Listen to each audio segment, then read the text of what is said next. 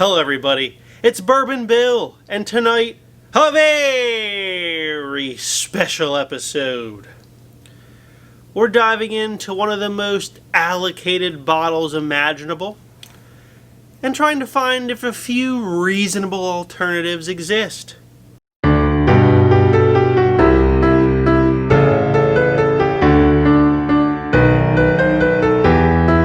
The series I've been doing, Is It Better Than Rare Breed? You guys seem to like it, so we'll kind of keep doing that series. But I thought, let's take it up a notch. Is it better than Pappy 15? So a big shout out to my buddy Jason, who gave me a sample of his Pappy 15. Don't have the bottle, so you know what it looks like. Google it. Pappy 15, the nectar of the gods, as they say. So I've had, old Rip Van Winkle 10-year. Quite enjoy that. Don't think it's worth, secondary prices for it. The Lot B was okay. I think I preferred the old Rip Van Winkle 10 over that. And now the 15 is in here somewhere. So my lovely wife Rita poured these blind. So we're going to give you an unbiased opinion on which one we think is better. And we'll see where Pappy 15 falls. So here in PA, lottery only. So never got a bottle, and we don't shell out that type of cash for secondary bottles on this channel, because my wife would kill me. So there you go. All right, first contender of the night, regarded as the poor man's aged whiskey, Dickel 15-year single barrel. And I know, oh my God, it tastes like Flintstone vitamins. Your childhoods must have been terrible because those vitamins are delicious. So you shut your traps. Dickel is pretty good. All jokes aside, I like this. This one here is actually a 100.8 proof. Compute 50.4% alcohol by volume. Now I think I bought this for like $46. Now I know the price has gone up on these. They're probably in like the 65-ish range now. But an excellent value. Knob Creek 15-year release number 2. So this would be the 2021 release of Knob Creek 15. Now, I'll link it above. I did a video, best 15-year bourbons, and I didn't have the Pappy at the time, so forgive me. And I had a few bottles in there that I don't have anymore because I drank them, and they're gone. So spoiler alert, if you watch that video, this bottle actually won, which was completely shocking. We didn't think it would win. Even I preferred the 18, but again, this is KC002, so the second release of the 15-year, 100 proof, 50% alcohol by volume. These were $120 hairs for the second release, and they were $100 hairs for the first release.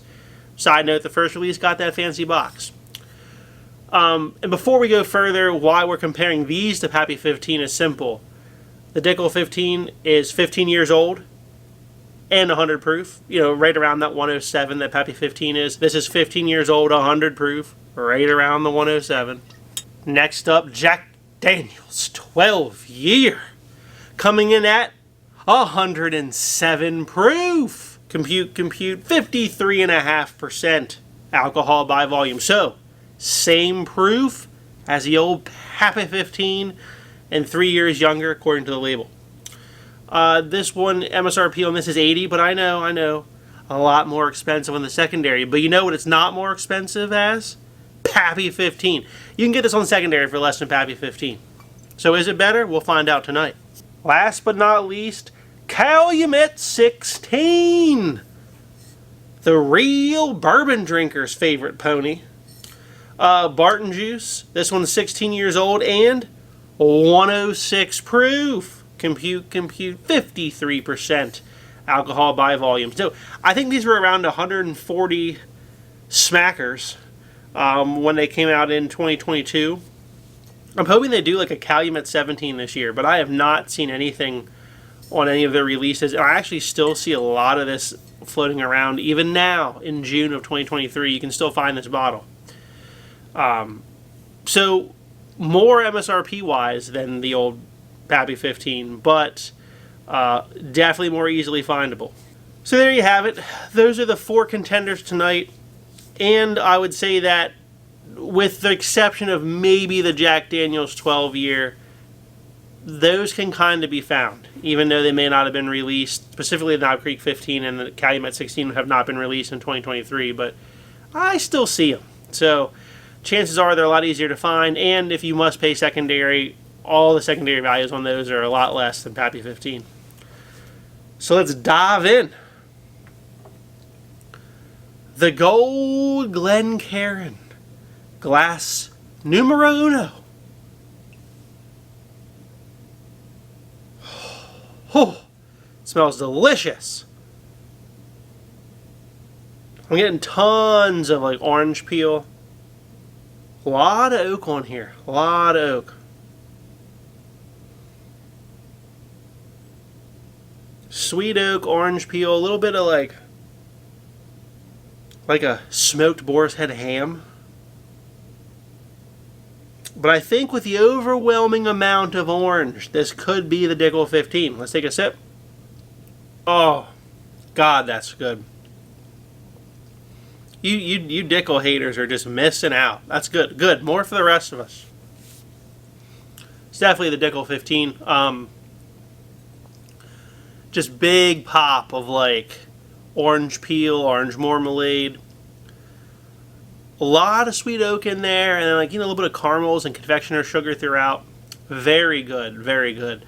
Only critique on this is the finish isn't super long and it's a tad bit thin.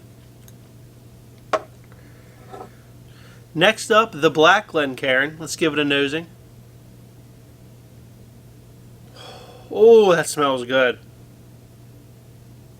A lot of char, a lot of oak, a little bit drier than the gold here. There's some fruit notes. I think it's is that a caramelized banana? Could this be our JD12, or this could be the Barton juice, which is in the Calumet 16? Let's take a sip. Wow, that's delicious. Definitely that char is there. A good bit of dry oak. I do get a hint of banana, but then it kind of became a little bit more like stone fruity on there. Pretty good. I have to say, between that and the gold, I would probably take that over the gold. Alright, up next, the clear. Oh, man. Oh, that smells fantastic. This is a little bit more like cherry cola. Sweeter. The oak's still there, but it's like a sweeter oak with like those like cherry cola type notes. It's like a fruit cocktail in a can. Let's take a sip. Wow. Wow, that's good. Exactly what I tried with the nose. It's like cherry cola, like fruit cocktail with a nice bit of oak. Very well integrated. Good long finish on that one. I would say that's somewhere, it's between that and the black glass so far, I think, for first or second. Number 4, the Green Glencairn. Oh, oh my God. I think we have a winner for the nose. This is that deep, dark, rich charred banana. This is the Jack Daniel's 12 year. Good Lord, that smells fantastic. Alright, let's take a sip. Wow. Oh. So on the nose, it's barrel char, all banana. Like, all banana. Caramelized banana, some barrel char, a lot of oak. It hovers between sweet oak and dry oak. It's not as sweet oak as like the gold or even the clear, but it's not as dry oak as the black. What a delicious deep dark punch of flavors on the palate. That is most likely a number 1 spot. Last one here, the wild card, the Red Glencairn. Oh. Oh man, this has me rethinking everything. This is real great on the nose. Again, that middle of the ground oak. It's oak's there, but it's not super dry, not super sweet. Little bit of char on this one, but definitely more like caramel vanilla going on with like the fruitiness is there. This one's like a light red fruit with like some vanilla and some oak. Let's take a sip. Oh my god. Wow. Way oakier on the palate than it came across on the nose. It's a good oak. Not overly drying. Kind of sweet. It's got a little bit of that orange note in it, but not nearly as much as the Gold Glass. A lot of vanilla and you know, it's just a hint of red fruit throughout. Very good. That's also up near the top. So I'm going to go back through these off camera, come back, and we're going to rank them, guess, and reveal the results to find out if Pappy 15 is what it's cracked up to be. Alright, we're back with our rankings, guesses, and results. So, Ivy's ranked out. It pretty much fell into order. I didn't have too much back and forth. I kind of thought, okay, yeah, I like that one better, like this one better, you know, back and forth. So, last place, the gold. I think it's the George Dickel. Do like Dickel, it just kind of one-noted with the orange note and just a little thin. That's why I got last. Fourth place, the clear, I think is the Calumet 16. Good flavor going on there, for sure. Longest finish of the night. It did have the longest finish of the night. But it just, I don't know, it lacked like the extra like wow factor that I was looking for tonight. Third place, the Red Glass. I actually think that's the Knob Creek 15, and it just was very oaky, and I love that oaky profile. Second place, I believe, is the Pappy 15. Pretty complex, good mouthfeel, kind of long finish, had a little bit of like oakiness and char to it, with a little bit of fruits up front. So I think, you know, that feels like Pappy 15 to me. Got second. First place,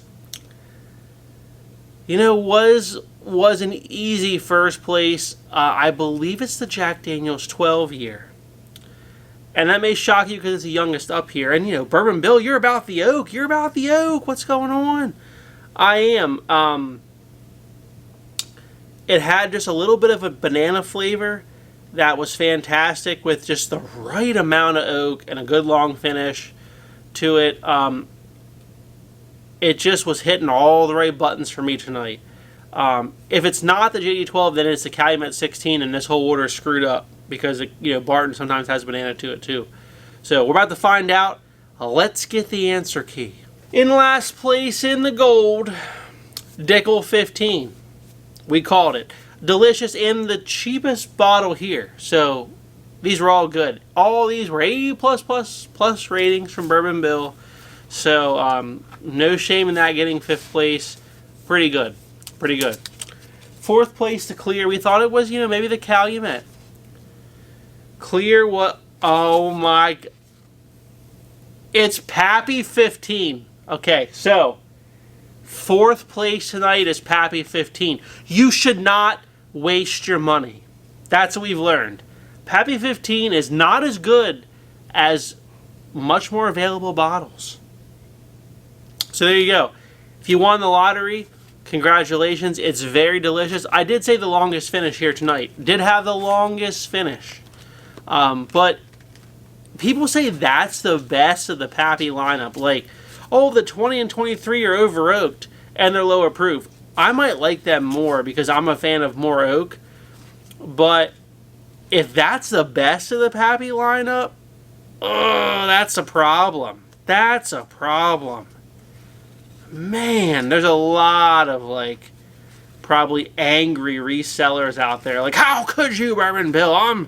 I'm not subscribing to this shit. You putting, gosh dang, Pappy 15 fourth. How could you? Again, blind, and it just didn't measure up. In the red, third place, Knob Creek 15. So for those that don't like Knob Creek 15, again, give it a lot of airtime and definitely try batch 2 because that is a hitter and one of our best 15-year bourbons lineup. Alright, so that leaves the black and the green. In first place in the green, Jack Daniel's 12 year. So that leaves second place was Calumet 16. So, what does this tell us? Tells us you gotta get yourself a Jack Daniel's 12 year if you can. I'm a massive Jack fanboy. I love that profile. If that profile is not for you, then Calumet 16 would be your winner tonight. And if for some reason you make poor choices in life and don't like Calumet 16, because I don't know, it's too oaky, it's got too much flavor, it's got too much barrel char in it for you, then maybe Knob Creek 15's for you. Okay? And if you don't like the oakiness of Knob Creek 15, then maybe Pappy 15 is your unicorn. But you would be wrong.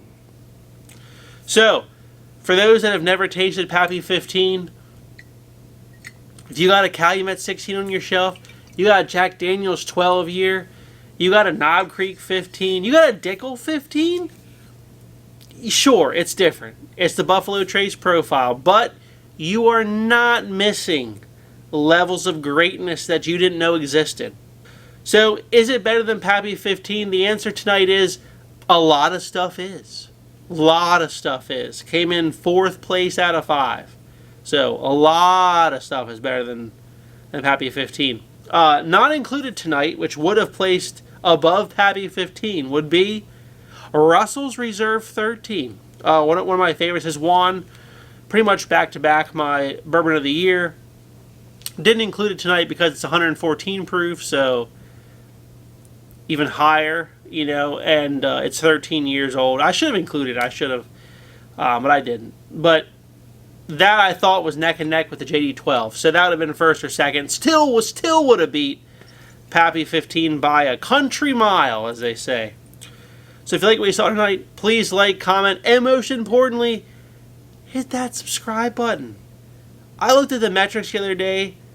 30% of you are subscribed to this channel. That means 70% of you are freeloaders that enjoy this channel and don't hit the subscribe button. So just do me a favor, make sure you're not a freeloader, and hit that subscribe button. Thanks, everyone. Have a good evening.